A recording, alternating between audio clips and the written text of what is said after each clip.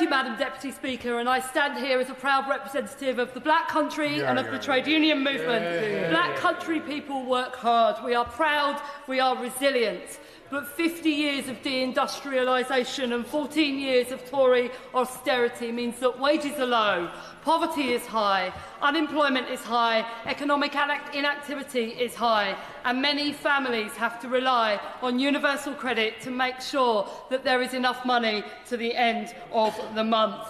I resent the implications that areas like mine, where universal credit payments are high, are somehow benefits streets. It was the party opposite who changed the benefit system to give us one benefit for all circumstances, in and out of work, and to attempt to reinvent a deserving and undeserving poor dichotomy at this time, when they made that change, which was the correct change, to one unified system, is a little bit galling. And on this side of the House, we deal with the world as it is.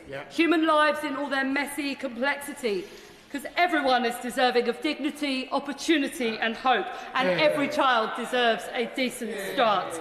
That is why I am so proud today to say this.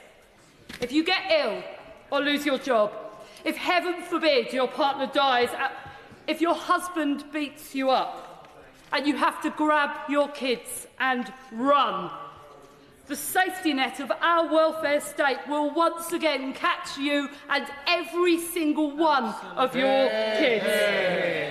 Since the day I came to this place, and long before, I have argued for this change. That no child is responsible for the actions of their parents, that the happy event of a little one being born shouldn't tip a family into poverty, and that whether a 6-year-old eats tonight shouldn't depend on how many sisters or brothers they have. Absolutely. This day today has come because we have a Labour government, and for that reason alone. And I invite everyone who thinks they had something to do with this day, who sits on a bench other than these ones, to retract their comments and remember who those children have to thank. Ending the two-child limit helps 5,540 children in Tipton, Wednesbury and Coseley.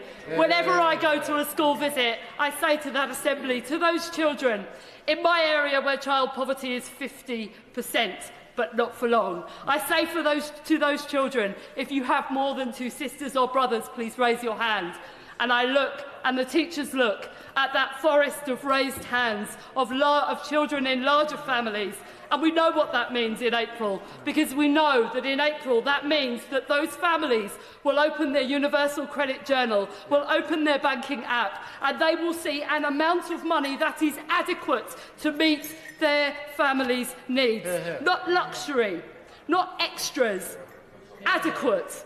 At last. 1.6 million children nationally helped by this policy that we will pass tonight. 1 kid in every 9 of our kids helped.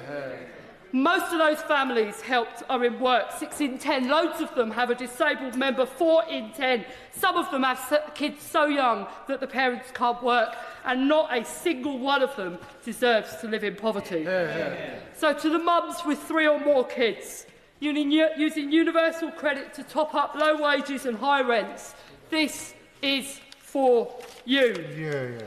Know that far away in Westminster, a bunch of people you elected to stand up for hard-working, low-income families thought of you and your kids and took out a gross, punitive law that kept you and your kids poor. She talks about speaking for the public, but consistently on all polling, 60% of Brits want to see this policy stay in place. What does she say to them?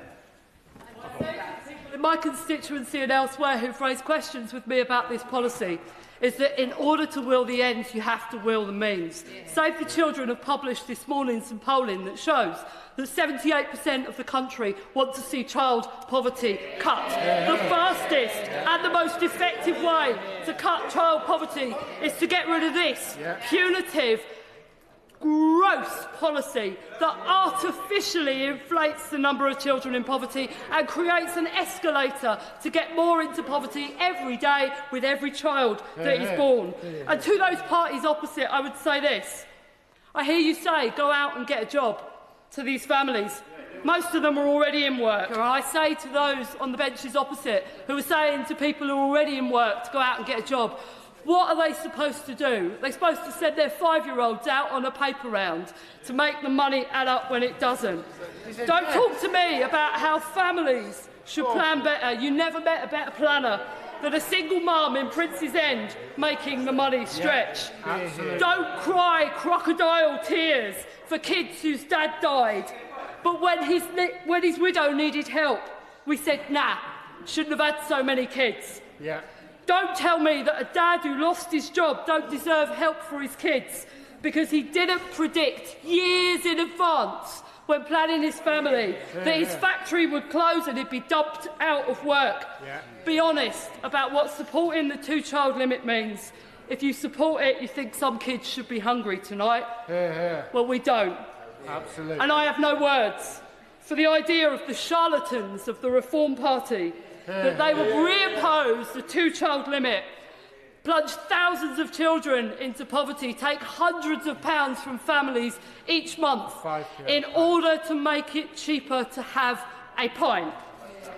And the honourable lady representing the Reform Party was too free to give way to me, so I ask her now.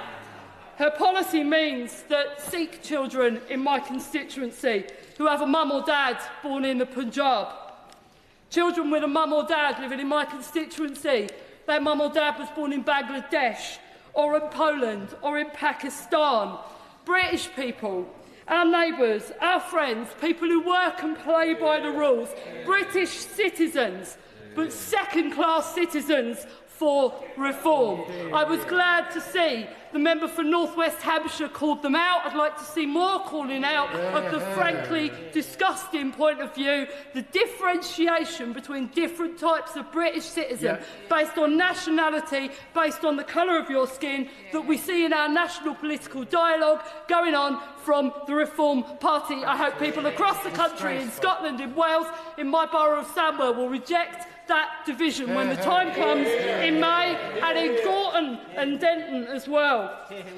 Now, I say this to my constituents working hard to make ends meet. I won't apologise for prioritising our kids. Every child deserves a fair start in life. As one of our greatest Prime Ministers said, launching his own child poverty mission, poverty should not be a birthright. Being poor should not be a life sentence. We want for every child the freedom to learn, to play sport, to sing, to dance, to get on in life, free from want and fear, to be kids. This is what a Labour government does. 500,000 children out of poverty. I'll be voting for it tonight and I hope you will too. Thank you.